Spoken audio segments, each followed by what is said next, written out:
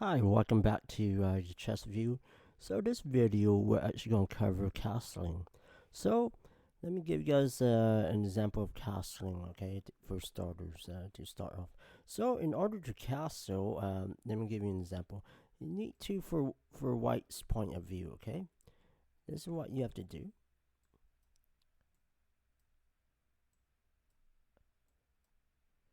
So what happened here?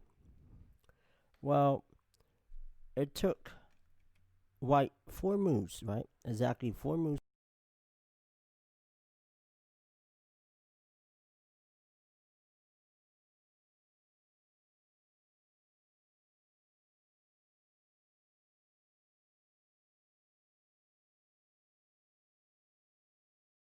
in order to castle. The chess player wants to safeguard the king and protect the king. So you're basically creating a fortress, a little security blanket against enemy threats. So in order to establish castling, so this is an example of castling on king's side. In order to establish castling on the king's side, you need to move your pawn, one of your pawns out, preferably e4, and then you gotta follow up by moving up your knight to f3, and then bishop. You develop your bishop out. It can be to c4 or b5, or even e2 or d3. It's up to you. The best square usually tends to be c4 and b5. Now, as long as nothing is obstructing the way of the king and the rook, it's okay now to castle. Okay, you can castle short or castle kingside. So that's another name for it. Now, there are situations where sometimes the enemy pieces can obstruct and be annoying to the white player. So sometimes it'll be difficult to castle short. So we're gonna look at that in a bit after looking at this. So let me show you guys an example of castling long or castling queenside. So since this represents castling kingside, it makes sense, right? Because this represents a kingside position. It takes 4 moves to castle, right? For white's sake, if he wants to castle long, and it works as well for black, okay, let me show you guys that. So let's say black wants to castle, right? Black wants to castle. Let me show you guys this real quick. So black wants to castle short. He's gonna follow the same thing. Oops, okay. Let me just give you something quick and easy. Okay. So e5, knight to f6, bishop c5, and castle. Okay. Oops. So in order to castle, as you can see, you have to move your king.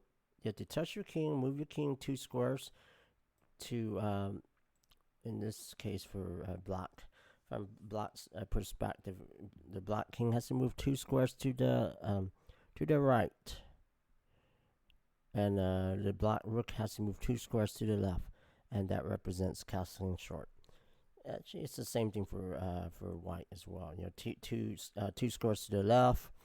The rook goes 2 squares to the 2 squares to the left. The king goes 2 squares to the right. So that's castling short. Now, to castle long, it's going to require an extra additional move. Since there's another piece blocking the path of the king, which happens to be the queen on d1.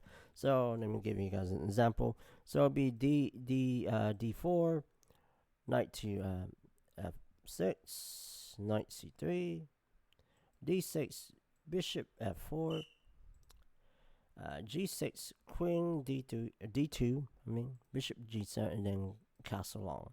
So this represents castling long or castle queenside. So this is slightly different from castling kingside because it requires an additional move, which happens to be the queen. So altogether, it takes 5 moves in order to castle long, castle queenside. While on the king side, when you castle king side, it requires only 4 moves. So here, in order to castle queen side, you have to move your king 2 squares to the left, and that rook has to go 3 squares to the right. Okay, like you see here. So that's what castling queen side is all about. Okay, and it works both ways. Okay, same thing. I'm gonna give you an example for black's point of view. So let's say they play d4, d5, knight f3, bishop f4, maybe knight c3, knight c6, maybe bishop f4, queen to d7, maybe then here d3 and castle long. Okay, so once again we reach a position where black castled long, just like white castle long or castle queenside. So you have to move the bishop, the knight, pawn, and the additional piece, the queen, and then you're able to you have to touch your king, move it 2 squares to the left, or in this case, actually it's 2 squares to the right. It's actually 2 squares to the actually for black's point of view, it's 2 squares. It's actually 2 squares to the right. Yeah, and that black goes 3 squares. 2 squares to the left, like this. Okay. Look from this point of view. 2 squares to the 2 squares to the right. Yeah, 2 squares to the left. So that's it. That's an example. Both colors. How each one moves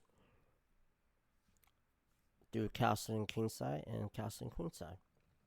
One takes an additional move, the other one is quicker. So it all depends on the situation.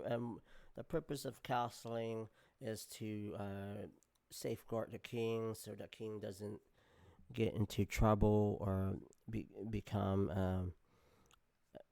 attacked or be threatened.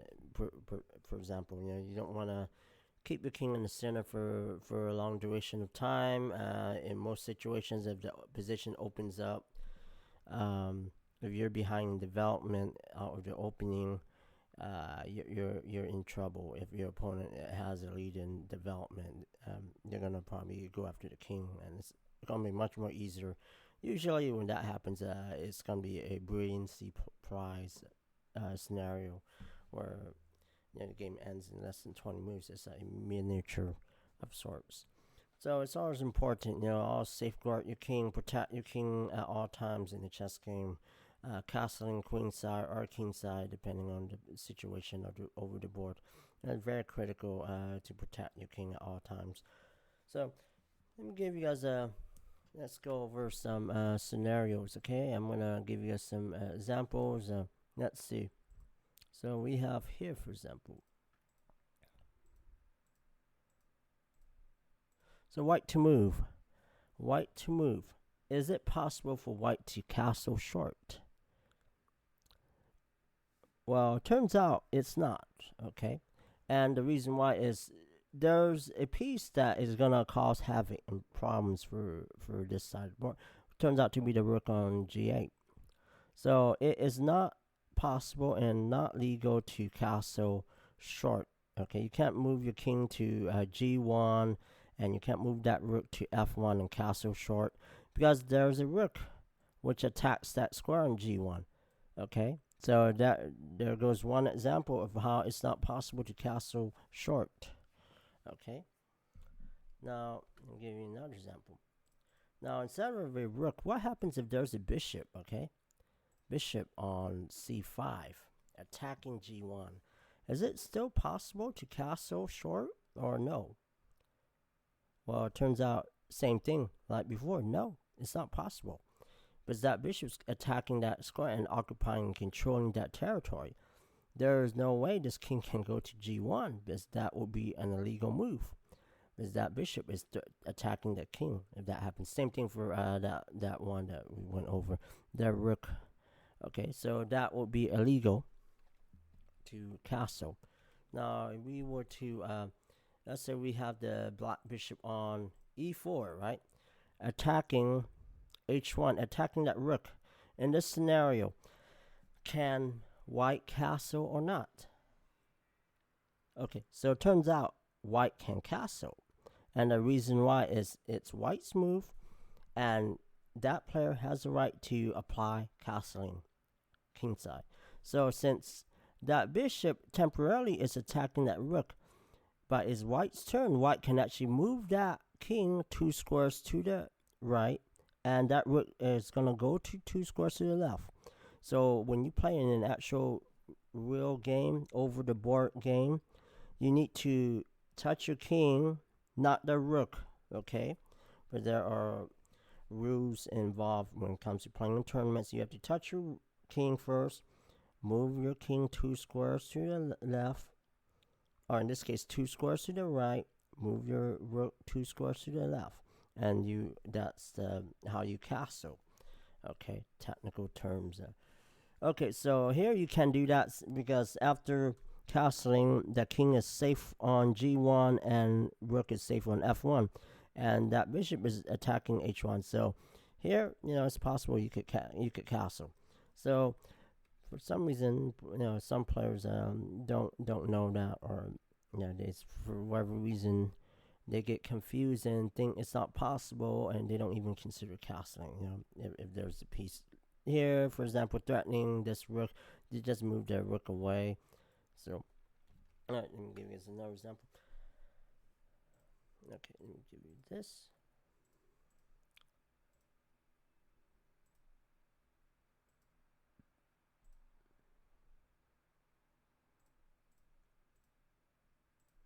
All right, so this example here, white to move.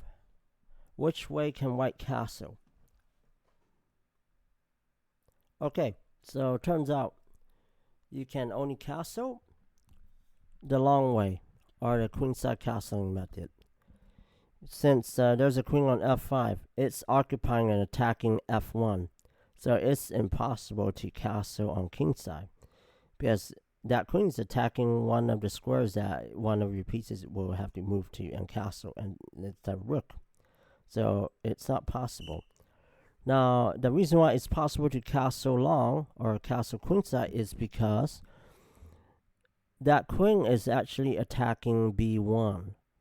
It's not attacking the castling squares, the pieces that go to the castling squares.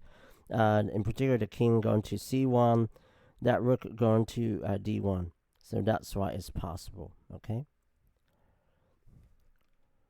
Now, of course, if don't forget, don't pick up your rook and then castle, because that's an illegal move, okay?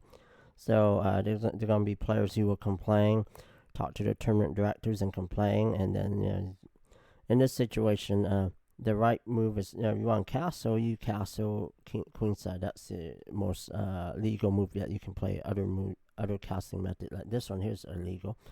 Now, of course, I mentioned move your king first, 2 squares to the left, rook 3 squares to the right.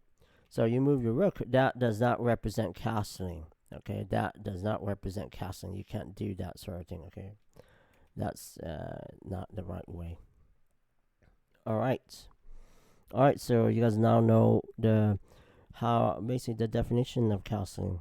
Casting kingside, casting queenside. You know exactly what's legal and what's not legal about castling, and the ability to of this unique special move that allows you to safeguard your king and protect your king from any particular danger in the enemy position, especially if your enemy has pieces that are attacking the center. You can safely castle queenside, kingside. You don't have to worry for a while, because your king is safe, or relatively safe. All right. Well, you guys have a good day. We'll see you guys next time, okay, for another educational video on chess. So you guys have a good day. Take it easy. Bye for now.